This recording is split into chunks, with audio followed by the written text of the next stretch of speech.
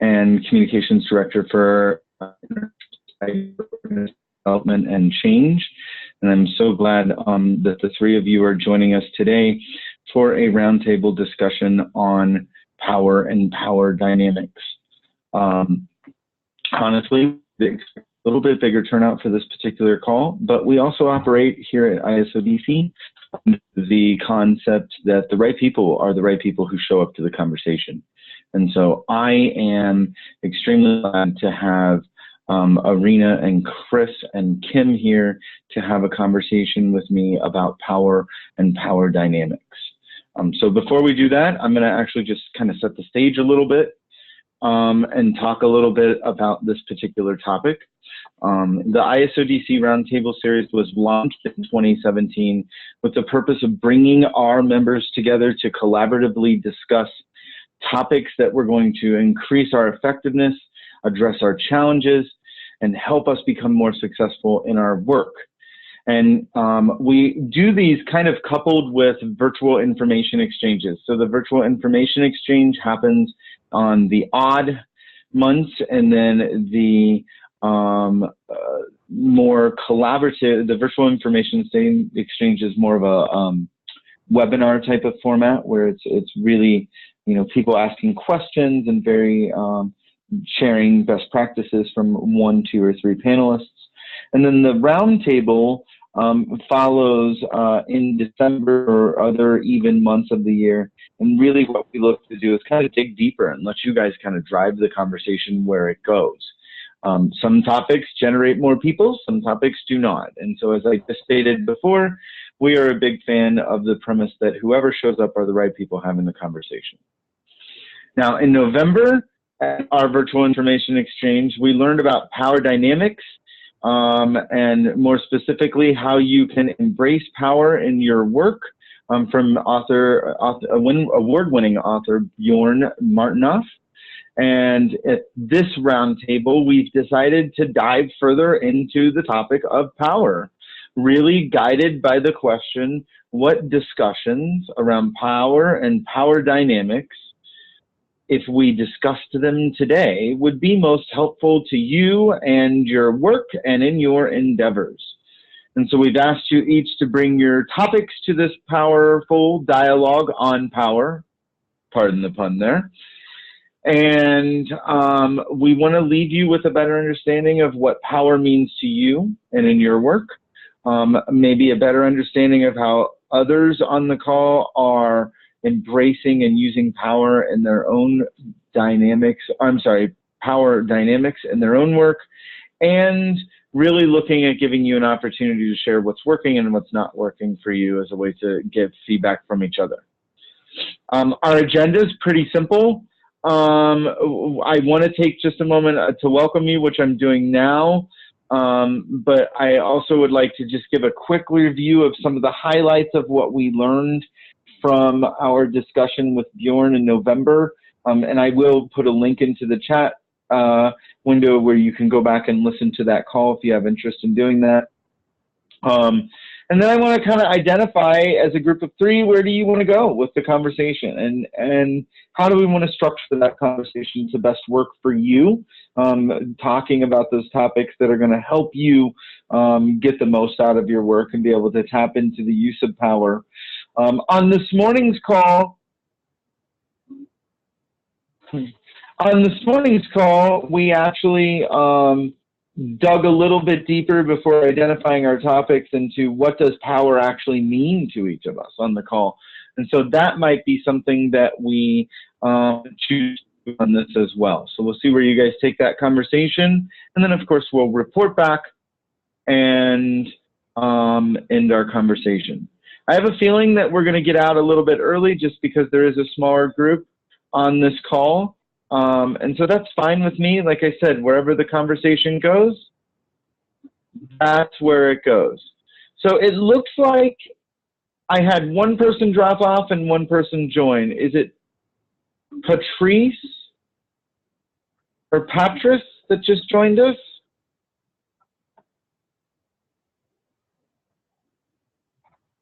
All right. So I apologize, folks, for the delay here. I've got Kim on with us. Excuse me, I have Chris on the line with us, and who is the third person I have on the line with us?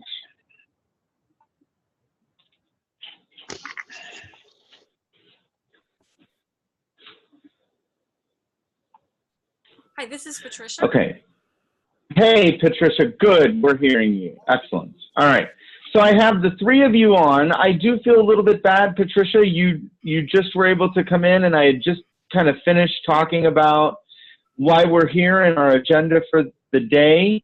And so I'm going to go ahead and paste that agenda into the chat window so that you can see that, and we can get you caught up. I do want to check in with you since I have a smaller group on here than we anticipated. I want to make sure that I'm being really respectful of your guys' time so that we can keep a good conversation going. So I know, Kim, you said you had to leave early. What time do you need to leave? Actually, I have to leave in about 10 minutes. And 10. All right. I have to go out. Okay. Well, you know what? We might just change this game up a little bit and see what we can do. But we've also got Chris and Patricia on the line. Do either of you have to leave early? 5 would be great for me. Okay. And Chris? I'm fine. Okay. So what we're going to do then is we're going to take the conversation wherever it goes. Were any of you on our conversation with Bjorn Martinoff to talk about power? No. Okay. No. Okay. Then, so what I'm going to do is, because I want to make the best of everybody's time and at least try to get us into a topic before Patricia has to leave us here shortly. And I know I've got another person who just come on, so I'm excited about that.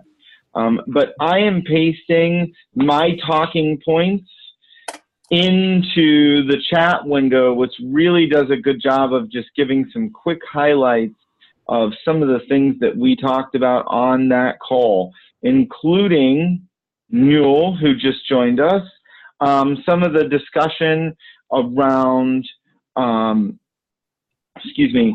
including some of the discussion around how to be able to embrace creating or increasing the energy that we have. So really looking at how does power increase energy and how does forcing somebody to do something decrease that energy. That was a big part of our discussion. Other big highlights from our discussion was really talking about how do we create that environment that helps to create the dynamics that we need in order to achieve the change we want. And so it's the dynamic engagement framework that we talked about a little bit. Also talking about how the more power you have, the more being you have. The more being you have, the more power you have. And really looking at ways that we cannot ignore that being realm and get hung up on the doing realm and having realm, and instead focus on being and using that as a way to embrace our own power. There was also some discussion about developing leaders earlier in their career so that they can learn how to embrace those aspects of power. And sometimes helping the person who's expected to have the power learn how to get out of their own way. And those are just some of the quick highlights. I did also put a link in the chat room where you can go back and listen to that call later. So I did a quick run through of that because I know that I've got one participant that's going to have to leave here shortly. So what I want to do is maybe give you an opportunity to quickly have a little bit of discussion with us and something that might be helpful to you, or at least help us frame a topic of discussion so that we can dive further into that after you have left us. And so Let me stop here for just a second and say I hit you with a lot of stuff. Does anybody have questions so far about some of the things that we're talking about with power and power dynamics and how we use those? Any questions thus far before we dive into some further discussion?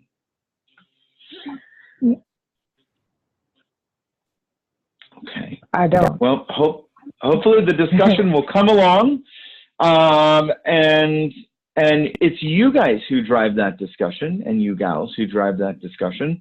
And so again, I'm excited that all of you are here to help us do that. Kim, you said you're going to have to scoot out of here a little bit early. Yeah. Yeah, I'm looking at the time. Yes.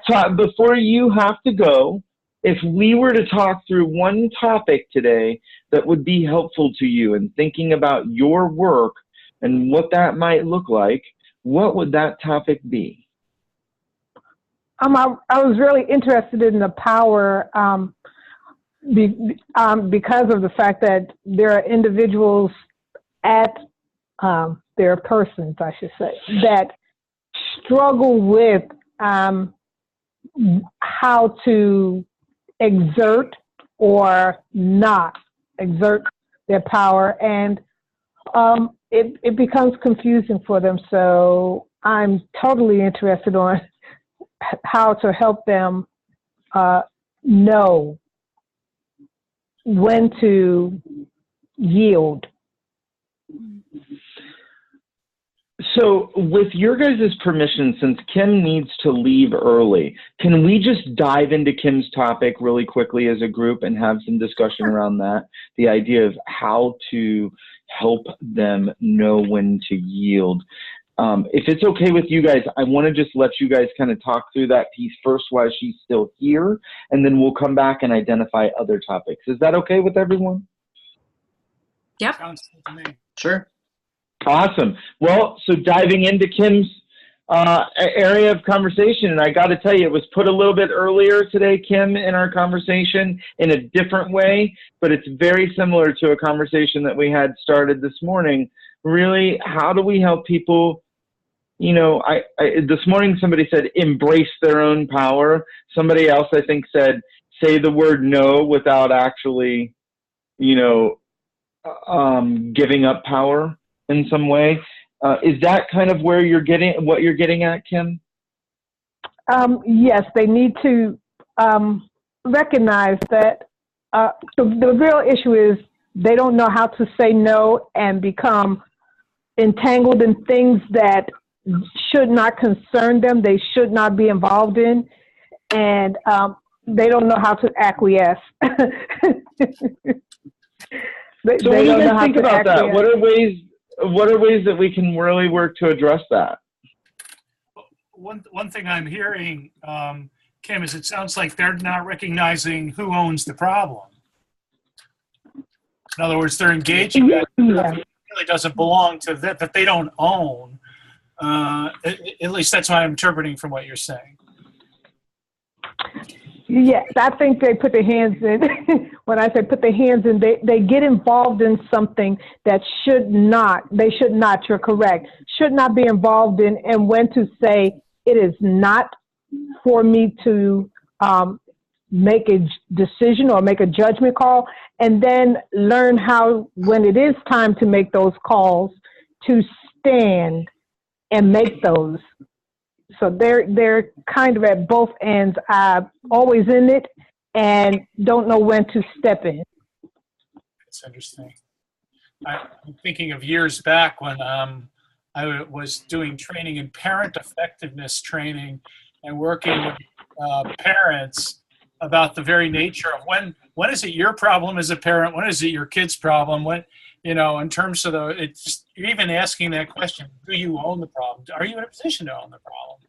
Is a very fundamental thing that sometimes help people sort through in a situation like that.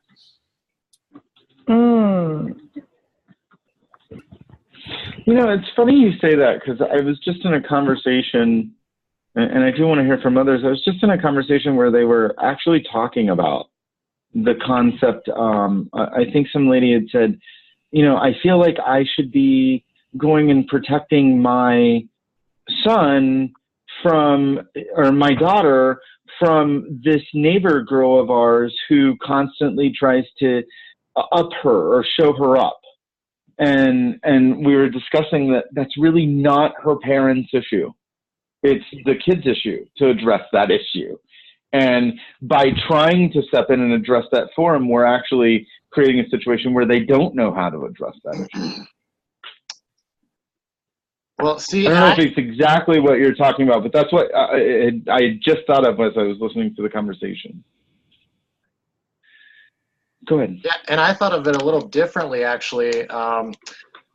When I heard it, I thought of two things. One was, is the person who's getting involved that maybe shouldn't be involved, is it because they don't have somebody they can delegate to make those decisions that they trust? Is somebody identified as having a role of being involved that should be involved and that is not being involved, and therefore they feel it's their responsibility to take charge of the situation?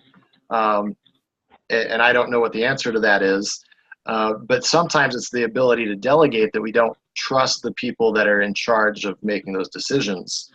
That was the first thing I thought of. That's a really good point as well. Go ahead, others. It's a give and take. You guys feel free to go ahead, Kim. Sorry. That's something that I'm going to speak to them about in about 10 minutes because I have to drive there, so I have to get off the line. But when you put it that way, I asked the same question, and whether or not there was anyone, the person they were trying to delegate is able to handle what they're giving to them. So that's something that I will speak to them about in, as I said, about 10 minutes. You said that there will be a link that I can get this. I can go back. Follow up. Yep, I'll follow up with some notes and a link over the next week, and we'll make sure that you get that information. Awesome. I thank you guys. Hopefully next time it comes around, I'll be able to stay on a little bit longer. And you guys have a great holiday. You too, Kim. You too. Thank you, Kim. Thank you. Bye-bye. You guys are welcome to continue this conversation. We still have a couple of people who haven't weighed in. So feel free if you have thoughts around this particular one. And then once we're done with this, then we'll go back and identify other topics for discussion. Yeah, I was thinking of kind of a way to link both what Newell had said and what Chris had said in terms of, when Kim was talking to the woman, focusing where the problem is. And then let's say it is that part of her issue is that the people or person that she's working with doesn't have people to trust. Then she could direct her power in helping to capacitate that person. So that's the place where she has an ability to contribute to the situation of helping to build the capacity of the person, but in a way that also honors that the person actually owns the problem itself. And because I think, when I'm with power with myself and working with other people, it's, there's just this energy. And so the question is, how to direct that energy in the most constructive and productive way, because it's there. And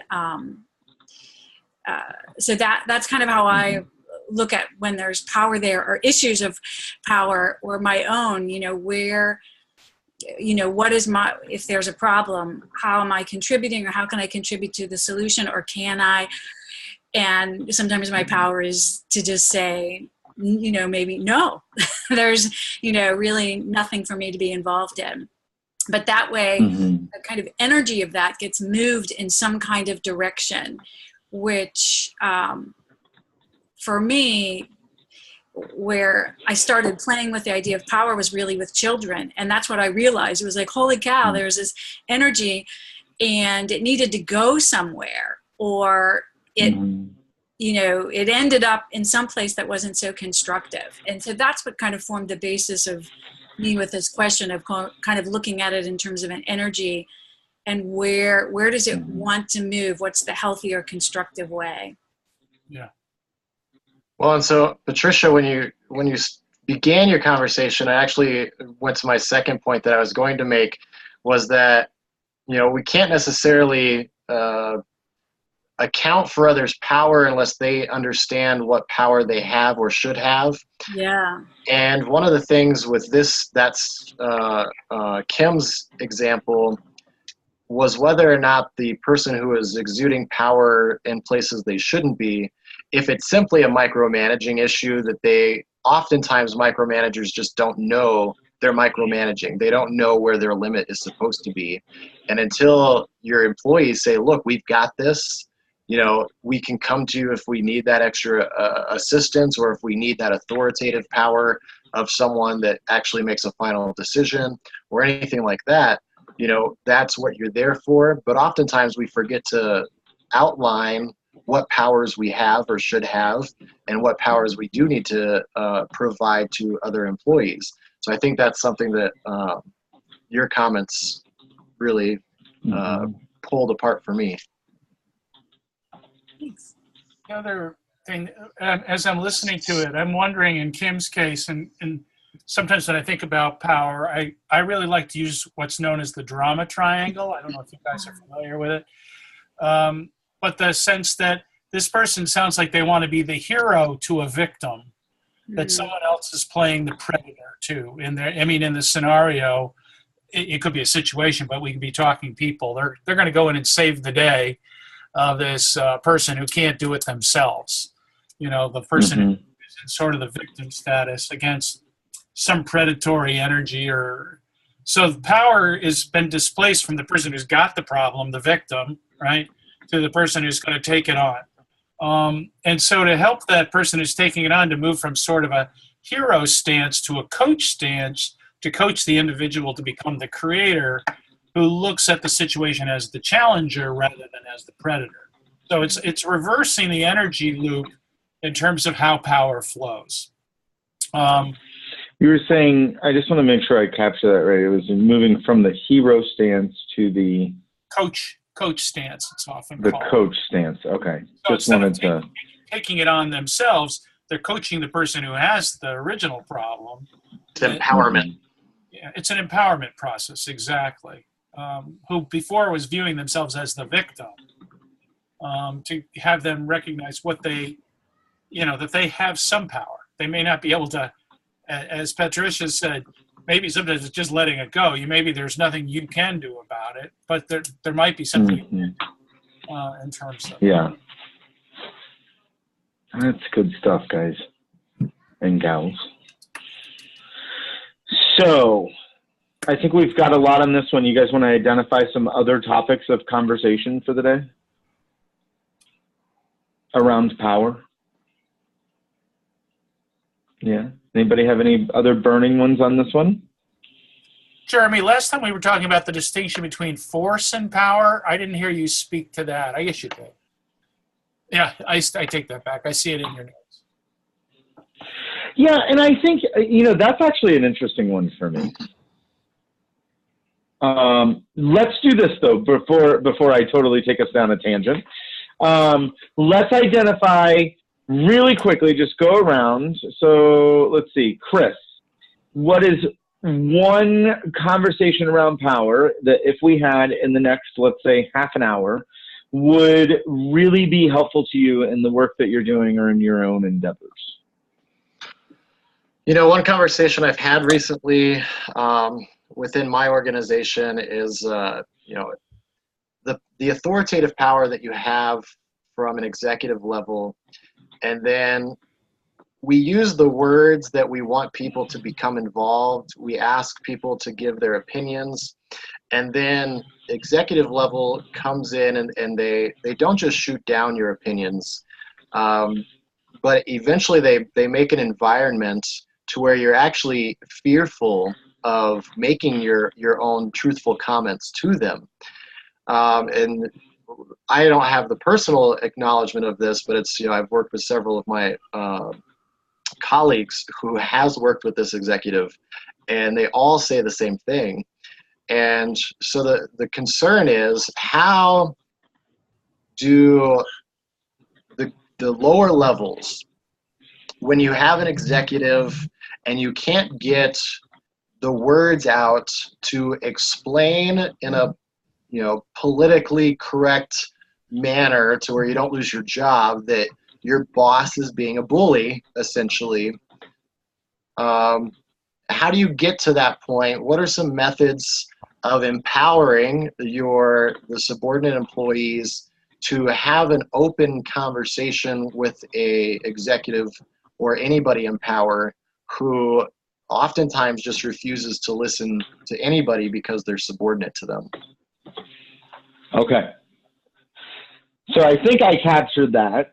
I may not have got it completely right. I actually hate trying to capture people's words and sometimes do it wrong. But the question basically being, how do people in the lower levels address getting the word out in a PC way that the person with the power can actually be addressed about their concern? I think that's it's a little, the part that I didn't include from your statement that I really liked, and I just didn't know how to work it in, was the bully piece.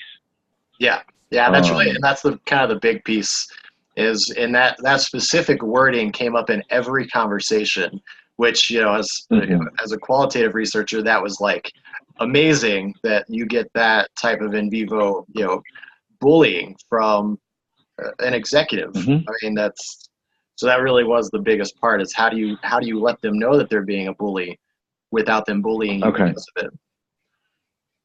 So we'll come back to that one. I want to get topics from the other one so that I know where I'm heading.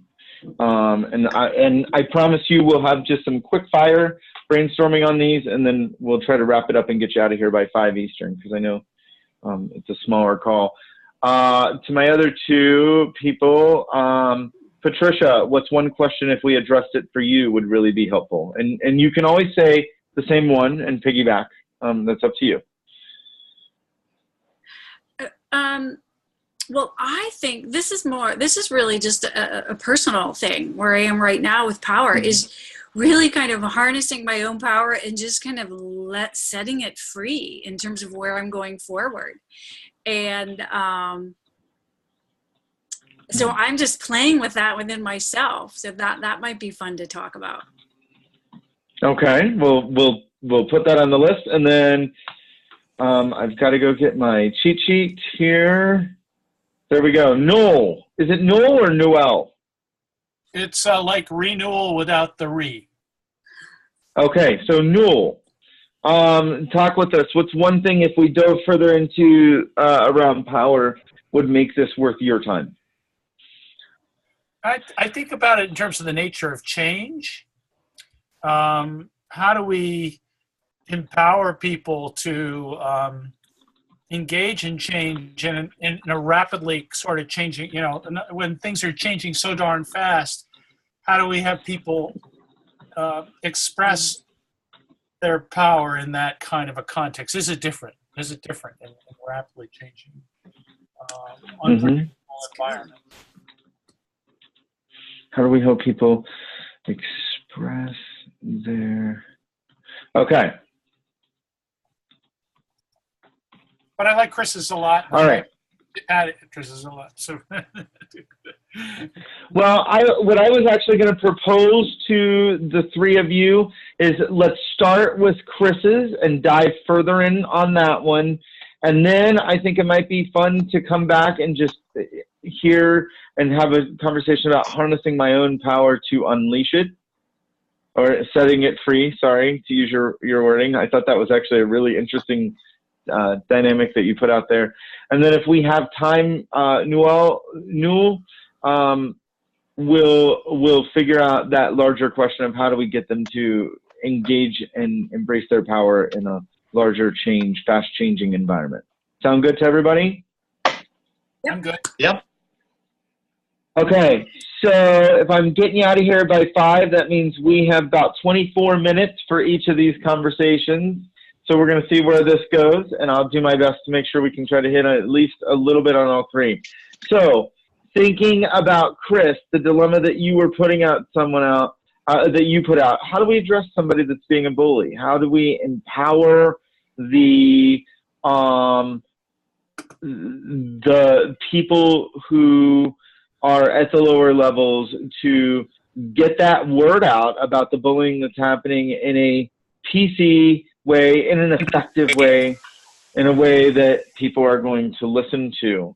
And I'm just going to repeat that because we just had somebody who joined. So the topic that we're diving into at this particular time has to do with how do we help the people who may be lower level staff or members of a company or organization address getting the word out in a PC, politically correct or effective way so that they can address somebody who is in power, who might not be doing the right thing, i.e. how do we address getting someone who, if I could, Chris, to bullet point it, how do we take people who feel they have no power and get them to be able to politically correctly or even effectively address the person who is perceived to have all the power?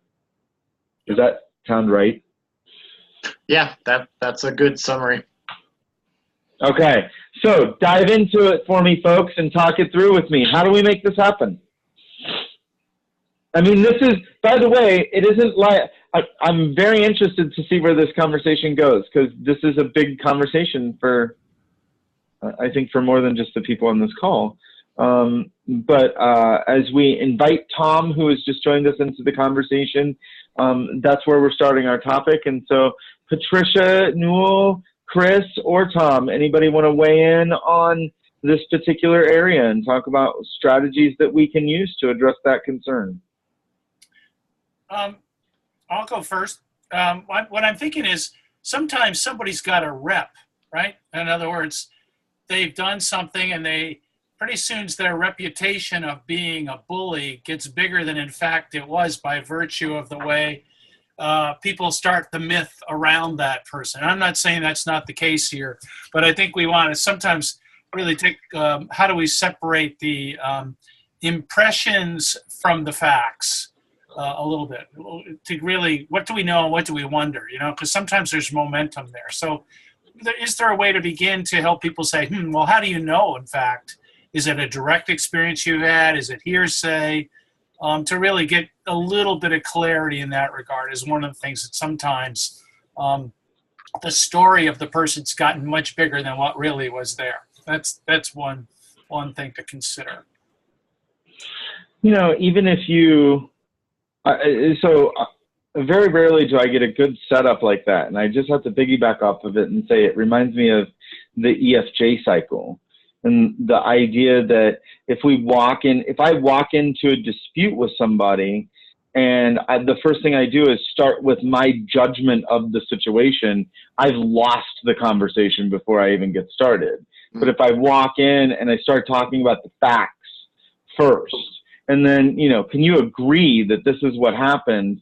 Well, now that we have agreement on that, this is the emotional reaction that made me feel because it led me to believe that you were doing this.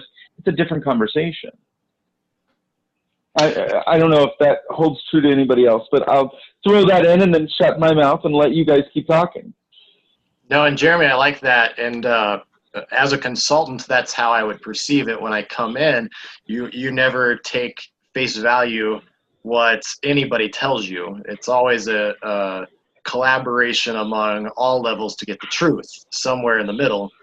And I think that the only issue that I would have with that in this scenario is if I were to come into this organization as an external consultant and say, okay, now let's go through the facts. Did these events happen? How did they happen? How did they make you feel?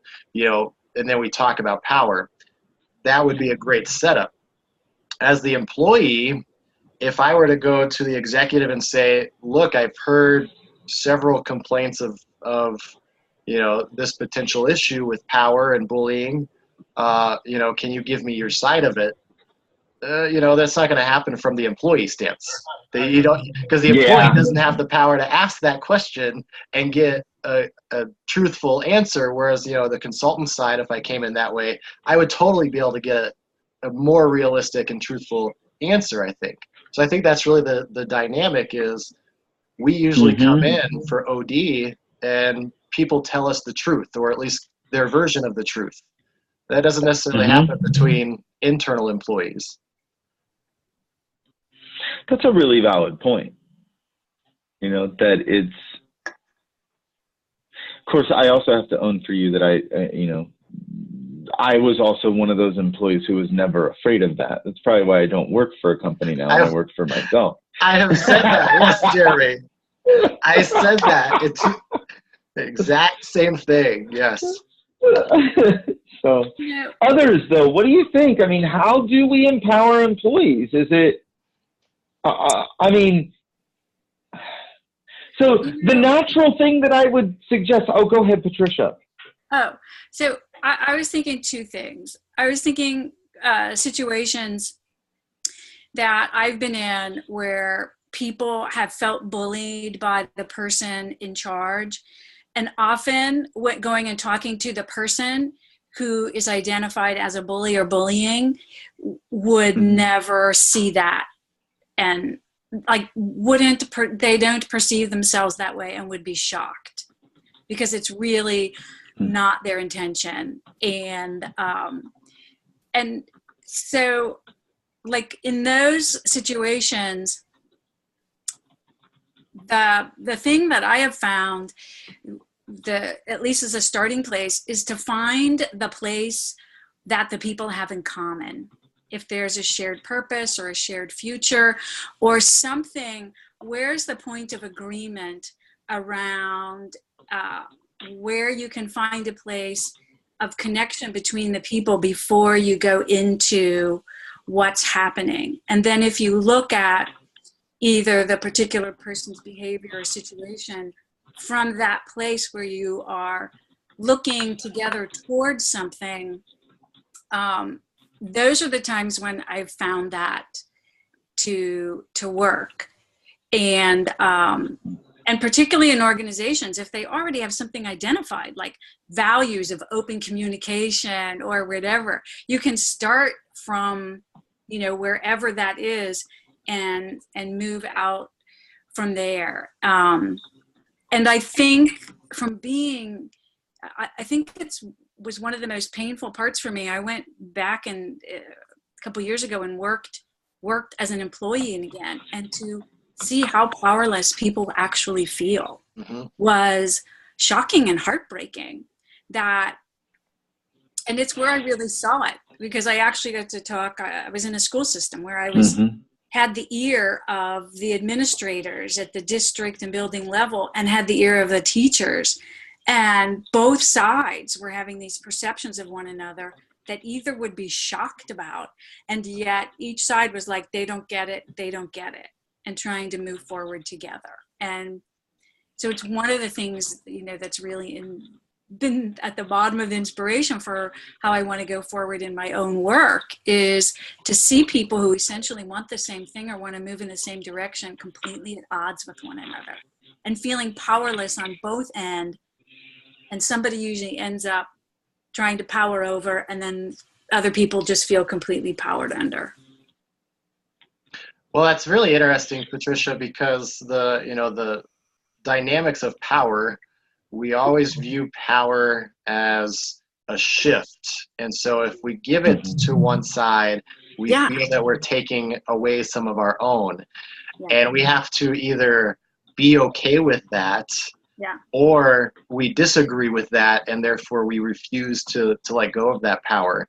And I think that's a really good example, is if one side said, okay, go ahead and tell me exactly what it is that you want, and I will sit here and listen, not as your boss, not as an executive, but as a human being in the same organization. And then, you kind of get rid of that power for a moment, and you let people just discuss in an open forum. I mean, that's a perfect scenario for dealing with power struggles, if you can get that open environment initiated. Yeah, and and I do want to hear, I think there's a couple of people who haven't weighed in, but I mean, you really, so you got me thinking on the aspects that as a consultant, I could make that happen. Yes. As an employee, I can't, right? And Right. I can't make that happen without going to HR, and then it's an issue. You know, Right.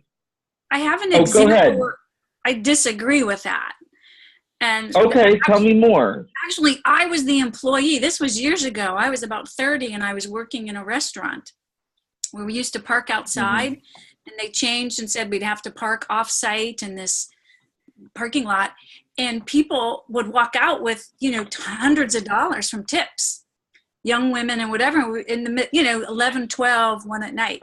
So there was this huge thing happening within the organization where they were doing this. The employees were terrified, particularly some of the young women, and people didn't know what to do.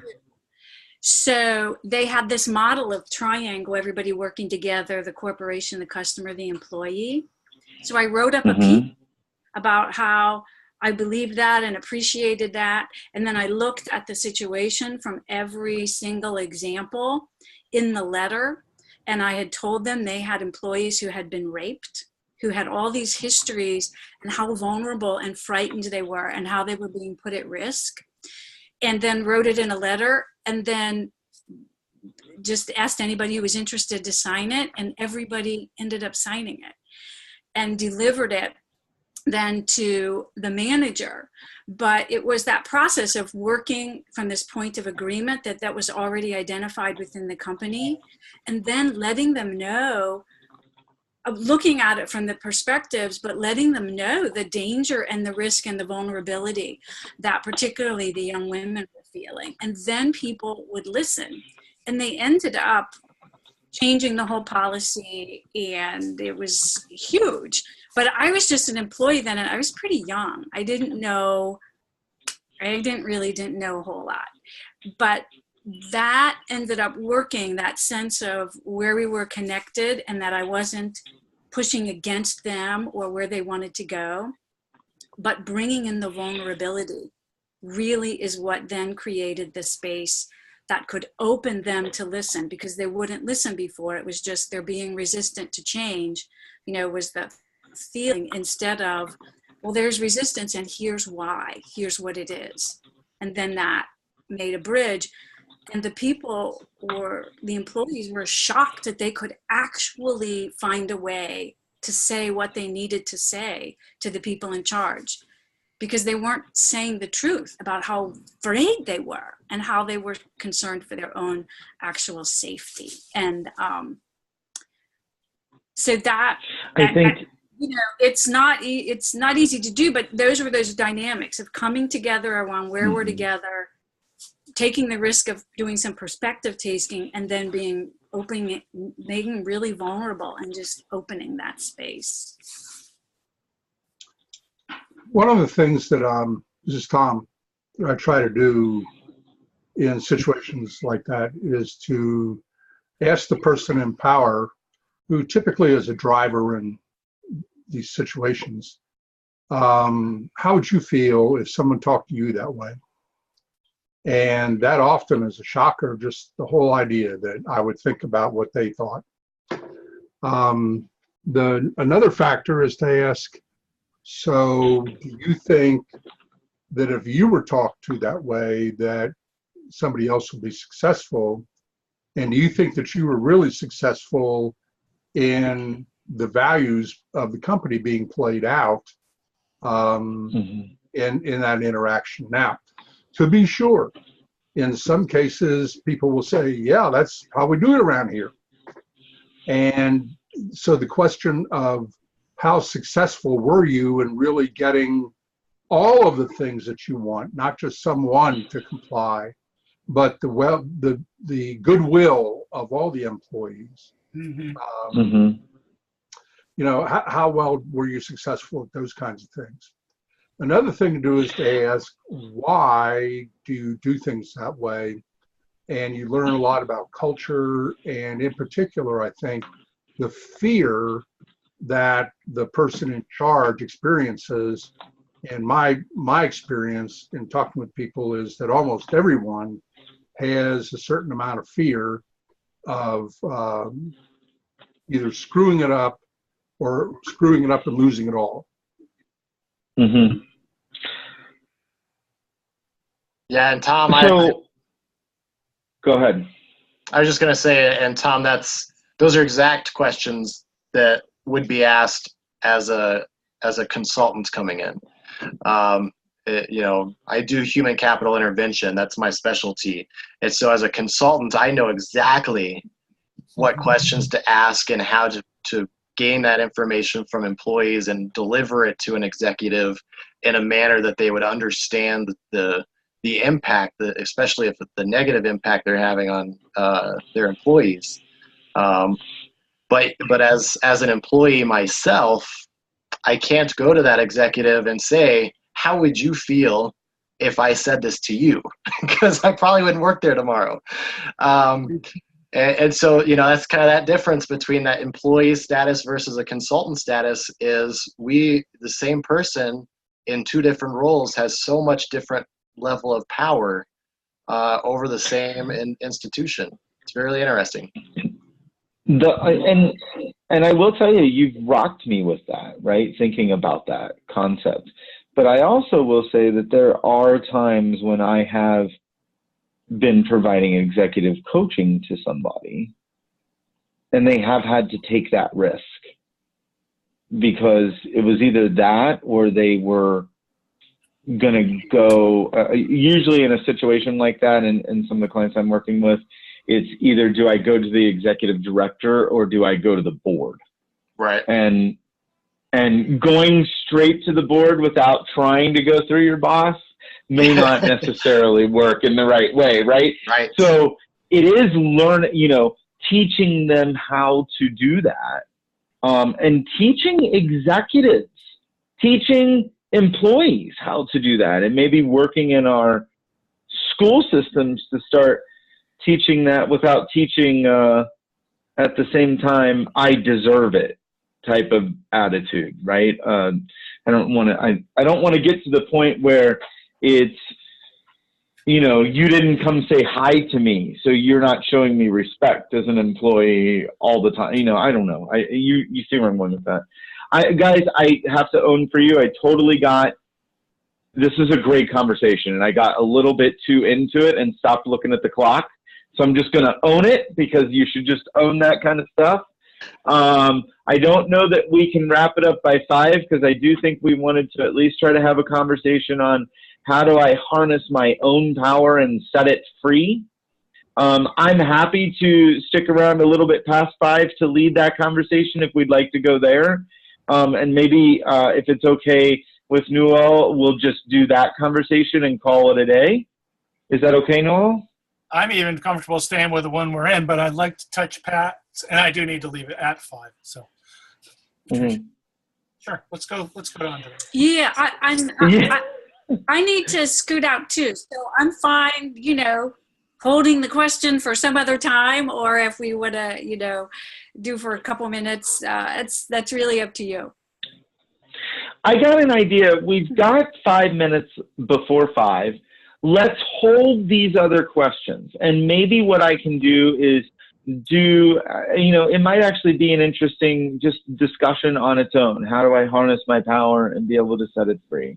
And so let's do this. Let's use the last 5 minutes for any other further dialogue on this particular piece, because honestly, I think we could talk about this all day. So we'll start with each of you taking a chance to just kind of talk about some of the reflections you're having right now as we kind of move that up, and that'll probably take us up to the hour. Anybody feel like you want to go first? Sure. Well, go ahead, Neil. I was just thinking, I was in state government for 28 years, and you talk about a disempowered workforce. I've certainly seen my share. Well, they did have unions, and they did have workarounds, and one of the things that we found very powerful was a group of us declared ourselves, kind of like Patricia did in a way, we declared ourselves the NTL Club, the Nothing to Lose Club.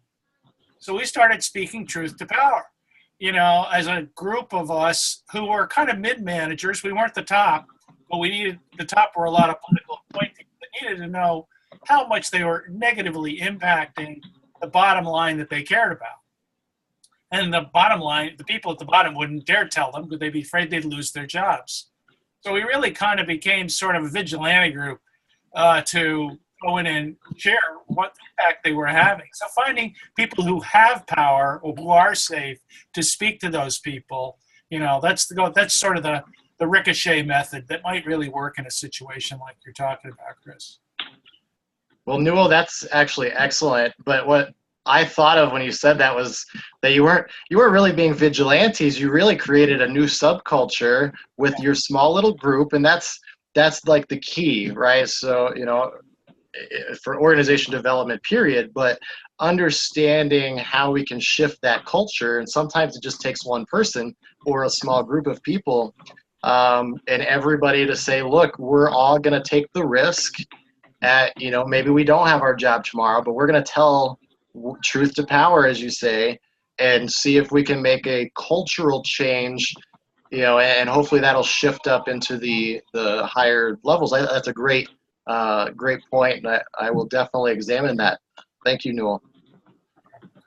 I have to say, having worked at that level in state government as well, that there is a set of things that state employees just really cannot do, in spite of the fact that there's a great deal of intelligence that says, yeah, that's what you should do.